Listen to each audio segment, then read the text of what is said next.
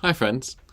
This week we're reading Ki Tisa from the Torah, a key moment in the story of the Exodus in which Moses famously smashes the two tablets he brings down the mountain with him, sees the golden calf being worshipped down below, freaks out, yells at everyone, burns the calf, makes them drink it, and goes on a murderous rampage. It gets very dark very quickly, and the version we often think of in our heads of the whole story of the molten calf is very different often than the one that's actually in Exodus, so come along on Shabbat to hear it. But reading it this morning with our Parashah group, it made me think about an excellent episode from the old show How I Met Your Mother, in which one of the regular characters at work one day is screamed at by his boss.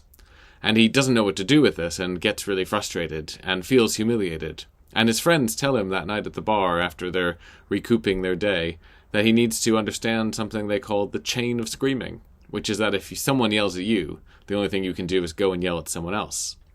Now, this probably isn't a healthy psychological approach to pretty much anything, but it is true that many times when people are angry, they're actually angry because someone else has been angry with them. They've captured that anger and frustration, and they're passing it on down the line through the chain of screaming, as they might call it in How I Met Your Mother.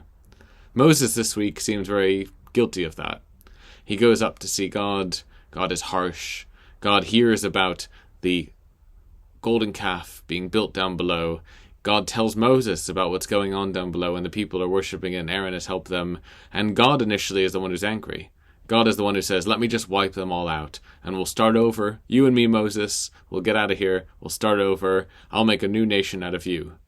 And Moses, who has to take the brunt of this anger, eventually talks God down with an appeal to reputation, saying, oh, what would people think if they just heard that you brought these people out of Egypt, only to then kill them in the desert?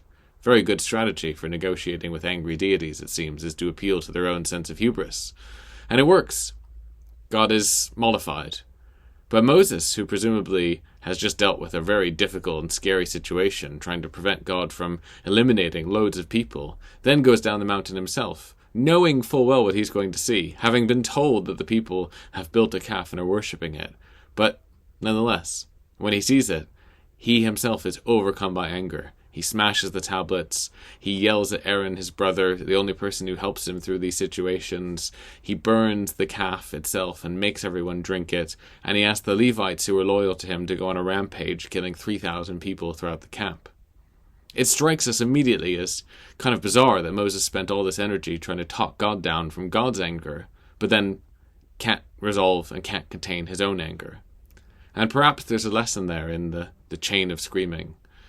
Moses is in the middle of a chain frequently in the Torah, especially in the book of Exodus, in which God holds Moses accountable for the people's actions, and the people hold Moses accountable for God's actions. And both ways, up and down that chain, Moses is stuck in the middle. And while we may sympathize with him, and while we may feel that that's probably not a job any of us would seek to have, nonetheless, we can hold him accountable for his own actions. We can see the unhealthy approach which he takes to the frustrations that he might feel with what God's told him in taking it out on the people. And we very well can condemn Moses for his inability to contain his own temper. He's a bit of a hypocrite to try and talk God down from God's temper and then not control his own. And so whether it's the Torah, or How I Met Your Mother, or our day-to-day experience, anger, we know, can be a very powerful force, and a force which in some ways is almost contagious. So if you find yourself on one end of the chain of screaming, I hope you find a better way to deal with it than yelling at someone else. Shabbat Shalom.